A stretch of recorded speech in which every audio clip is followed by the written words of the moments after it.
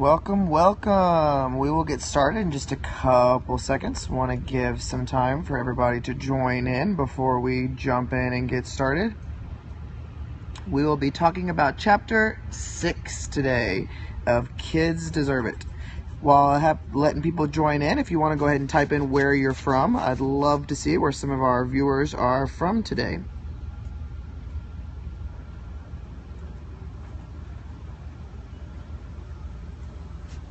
Orlando, Minnesota, Cali. I love seeing all the states that are in here. Texas, Brenham, Kansas, Ohio. Great, some great representation. Before I get started too, I want to encourage you to share this out on social media. If you swipe sideways, you can share it with your followers as well as on Twitter and Facebook. Would love to have some shares. So, my name is Todd Nesloney. I am the co-author of Kids Deserve It, here to talk about Chapter 6 today. Chapter 6 is Be a Leader Worth Following. This was a really important chapter for Adam and I to write because both of us have been campus leaders, and so we kind of really wanted to make sure that we had a chapter in this book that really challenged what the idea of to be a leader and how to be a leader. And we started the chapter saying that we've worked under many principals, and I think about myself and how I have worked underneath a principal who was a screamer. And I loved her, but she terrified me because she would scream, not at me, but at other people and at kids and stuff. And then I had a principal that went to jail, and I testified in her trial. That was fun. And then I had a principal who was absolutely amazing, and I also had a principal that was not my favorite. So I've worked underneath 4 very different kinds of principals, but I really enjoyed each one of those experiences because I think it taught me about the kind of leader I wanted to be, but also the kind of leader that I didn't want to be at the same time. And so it gave me a wide variety of people to emulate and look at. And so one of my favorite quotes from this book is actually one of the first quotes that we heard when we were starting Kids Deserve It, the movement. And it's a quote that Eric Wall shared with us. And it's a quote by, I'm probably going to botch the name, but it's Antoine de Saint-Exupéry. And it says, "If you want to build a ship, don't gather people to collect wood, and don't assign them tasks and work, but rather teach them to long for the endless immensity of the sea." And when I heard that, I thought that was such a powerful statement about how so often people in leadership roles, we think it's all about assigning the job, assigning this or that, and all that kind of stuff.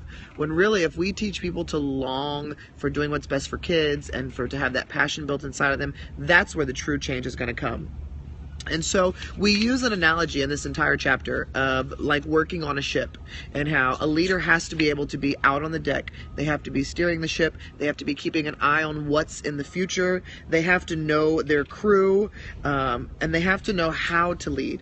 And oftentimes when we think of a leader, the first mind that comes to our head sometimes is a campus leader, like a principal. But the fact of the matter is if you are in education, no matter what your role is, you're a leader in some form or fashion. And so we need to make sure that we are viewing all of ourselves as leaders and not just those who have been placed in quote-unquote leadership positions, because every one of us has been given something great to lead.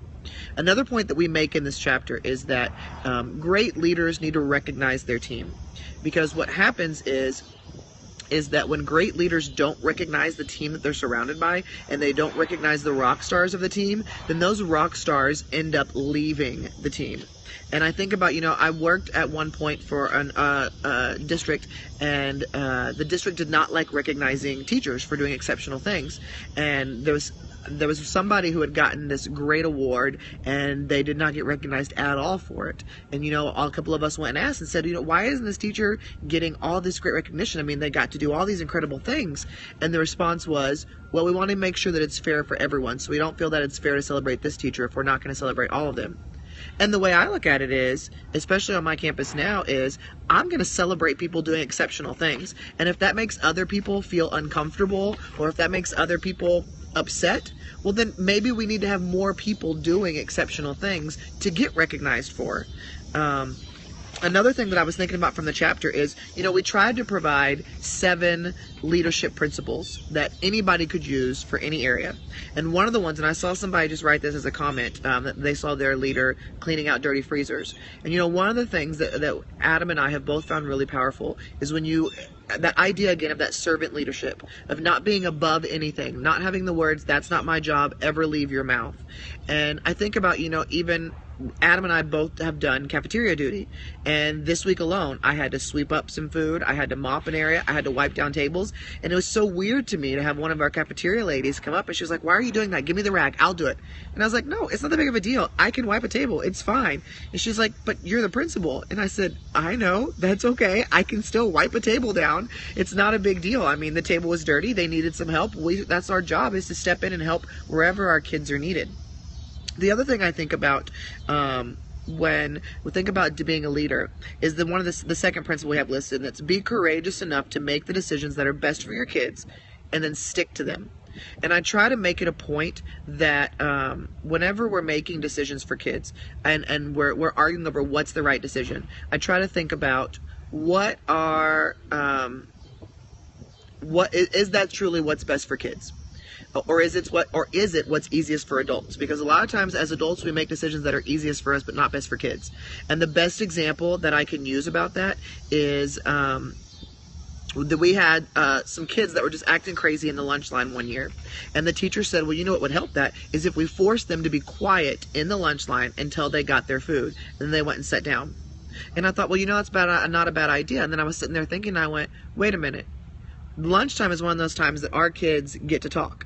And so why would we make them be quiet in a line when they've been quiet all day in class or been told to do this or that, or be quiet in the hall or things like that? Why are we letting them talk? Oh, because it's too loud for the adults. The kids weren't having any problem. They were getting their food on time. They were getting on the line. There was no issues.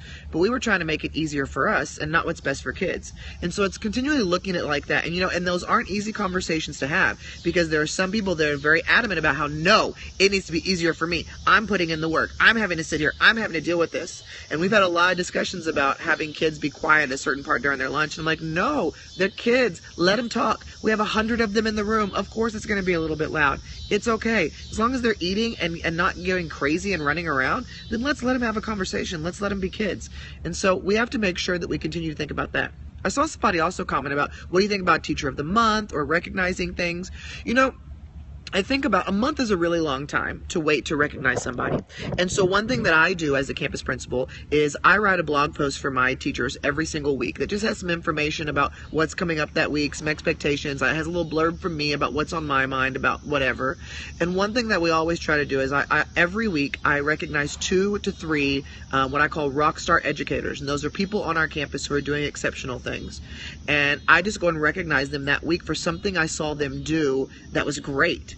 So like this last week, I recognized one of my 4th grade teachers because she was really trying to change her classroom up and do some flexible seating options. And I thought that was really brave of her to really take that risk and do something like that.